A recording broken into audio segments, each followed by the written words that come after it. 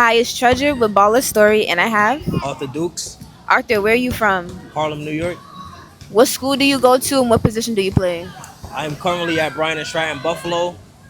My previous schools I've been to was Mohawk Valley Community College, Monroe Express, and LaGuardia Community College. When did you start playing basketball?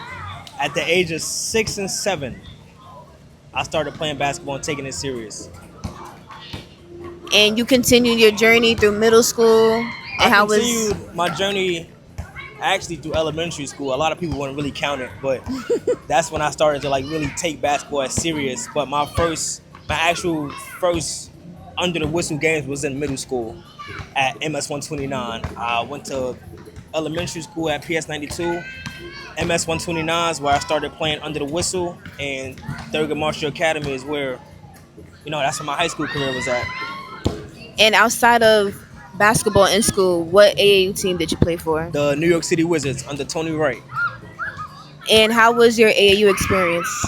But AAU experience was lovely. It was lovely. A lot of ups and downs throughout the process because we wasn't really a mainstream team, but we played a lot of great teams. We played a lot of great competition. We had some great people as well too. As far as Joe Toussaint, we had Alu, we had Anthony Nelson, we had a lot of great players, man. Big E, and there was a lot of, like I said, competition, man. But we also had a kid named Gary. That's my dog, man. A kid named Gary. He was a problem. He was a problem, real problem. So You have a lot of good things to say about your AAU team. So how did they shape you into the player that you are today? they stored my confidence. They stored my confidence. They never held back on anything. So whatever needed to be said or whatever needed to be done, it was done. I would ask my coaches for certain things as far as assistance and what can I do to get better, and they'll tell me, they'll let me know. Some days it'll be practice dedicated to just whatever I ask of. Sometimes I'd never pick up a basketball. It'll just be straight defensive slides because that was something I needed to work on. Okay. My defense, a lot of people already know my defense is terrible. So I was something I needed to work on tremendously, especially being a small guard. But my defensive coach was Coach Bill for the New York City Wizards, and he played no games. He played no games. So whatever it is that I asked him for, I had to be serious because he was serious about his craft and his lifestyle as far as basketball as well too. So Okay. So how did you take what you were learning from your AAU team to your school season? I took a lot of it into my ninth grade year, coming off of a great junior varsity year under Coach Walsh over at Thurgood Marshall Academy. My 10th, 11th, and 12th grade year, I didn't feel like I did as good as I could have because I was so stuck in my feelings as well as my mind as well too, and didn't really want to listen to a lot of things they were telling me to do. I just thought, it was a lot of things that was against me. There was some hard coaching, something that I wasn't really used to in my career. So that's where, it kind of went left field with a lot of things like that. But now that I sit back and think about it, they just wanted me to extend my game to different parts that I didn't know I had within myself. Okay. Obviously they seen it, but they just had to they had to do their job of, Yeah. introducing me to it and kind of getting me used to it. Just playing my role. Just playing my role. I'm not going to be the best one on the court every single game. Yeah. So do you feel like you should have appreciated what they were saying to you a little more? Yes. Yes. Yes. Because I feel like I'll be closer, not closer, but I feel like I'll be a lot closer to where I want to be than I am now. Mind you, I'm very much appreciative of where I'm at now. I am happy where I'm at now. I'm not saying I'm comfortable or satisfied because there's always more to go Yeah. and get. But I would have been a lot further if I would have just, took my time and listened to what they were saying and kind of blocked out the outside voices, and just really had a man-to-man conversation with all three of my coaches, Coach Walsh, Coach Torrance, Coach Felipe, about what can I do to get better, but also what is the role that they are trying to have me play. Okay. So explain your mindset at the time where you necessarily didn't listen to what they were trying to tell you. Go and get it. go and get it. But mind you, Thurgood Marshall was a team that played a lot of great schools. Okay. So we're not playing, teams we can beat by 30 or 40 every game. We're actually going head to head and neck to neck with some of the greatest teams in the state, in the Mhm. city. We had great players as well: George Valma, Jalen Denny, Kev Dinkins, BJ. We had a lot of great players on that team. And I just had to play my role. So when did you realize you had to play your role to help? You, Ah, probably towards 12th grade year. hmm Mid 12th grade year, because it took me a while to kind of let go on what I did on junior varsity. Yeah. I was being coached by Coach Walsh, who was one of those coaches to where he's seen the offensive juggernaut there, and he'll let you go. Go ahead, go get you your 30, go get you your 40, but you better win this game. And we had a pretty good winning record at the time, because we had great players as well too, as far as Latrell, Tyron. So we were pretty good. But going on the varsity, it's a bigger stage. Yeah. It's a bigger stage, so it's a lot of sacrifices that you're gonna have to make. And I hmm wasn't willing to make those sacrifices. Huh. So towards like my 12th grade year, midway through my 12th grade year, I finally came to realization with myself, like I just gotta accept my role for what it is, hmm and I gotta hurry up and get out of there. Like that was my mindset at the time. Okay. So what's one thing like that's sticking with you from your 12th grade year?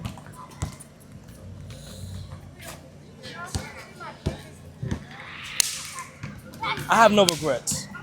I have no regrets at all. But one thing I wish I would have did more of was listening and accepting, and not being too big headed. Do you feel like that affected your game? It did. It did, because it kind of took me out of my game at times.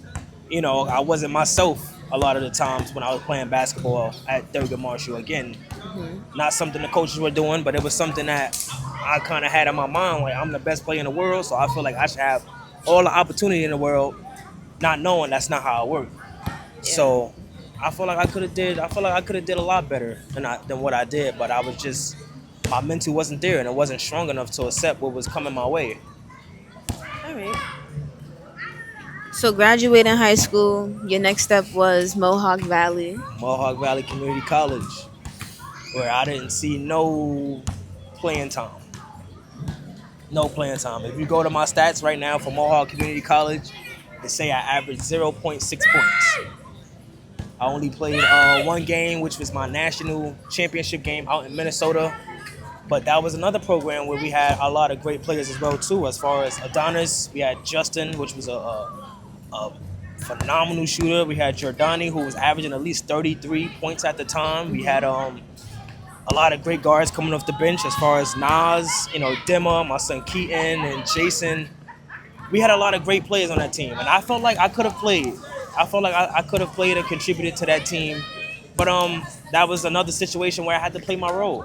Yeah. Where I had to play my role. Those guys were a lot of returners, and they were seniors as well too.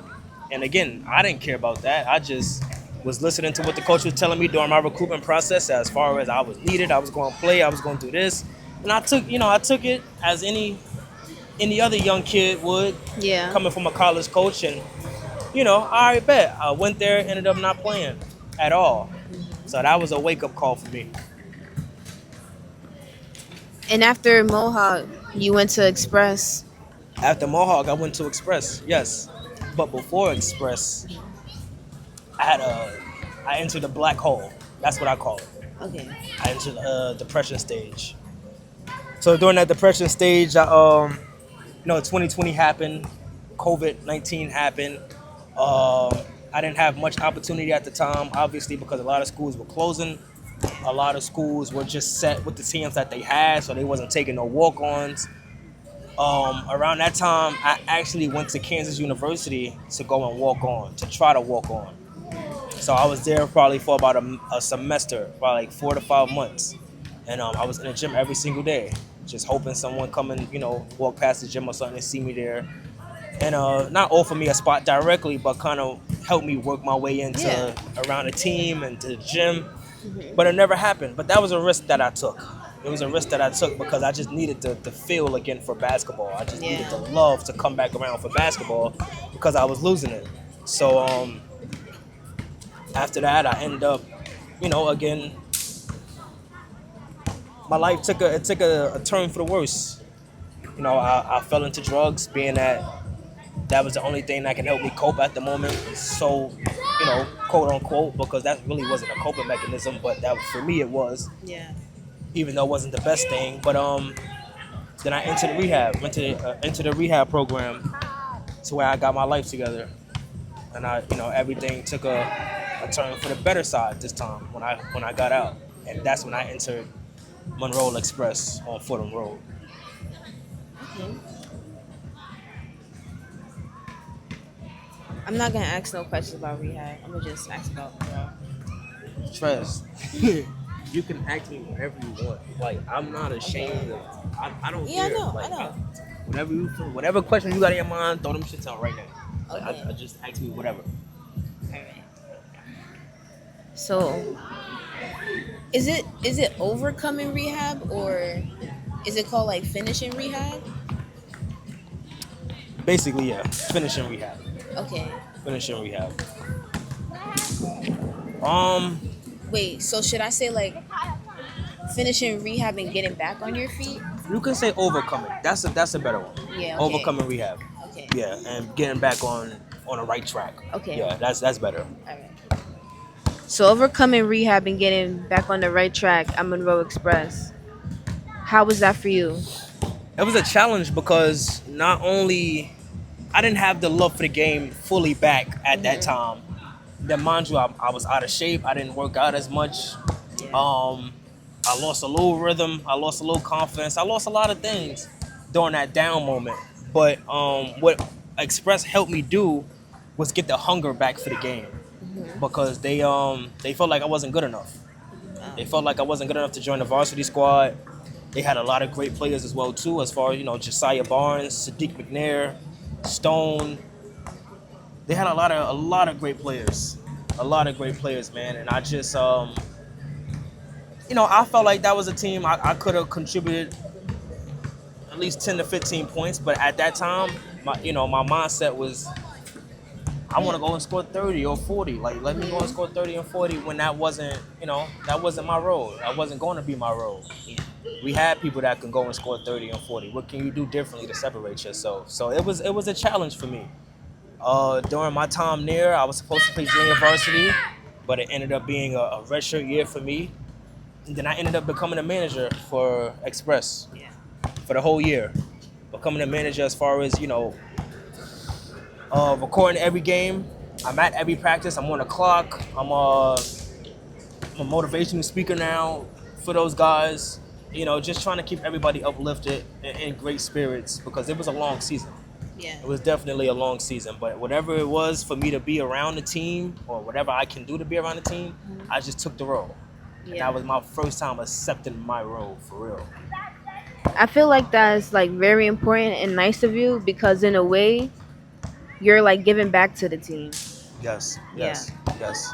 And I'm not gonna say I didn't look at it at the time like that Hmm. because I did, but at the same time, as a diehard hooper, Yeah. you just want to hoop. Yeah. Like you want to, you know what I'm saying? Like I wanted to be on the bench dressed up, in the Hmm. shorts, in a layup line, but I was in full clothes like this. Like I was fully Yeah. dressed with the sweatsuits on. They were great enough to give me book bags and still give me the gear and stuff. Yeah. Always and forever blessed and appreciated and appreciative for that.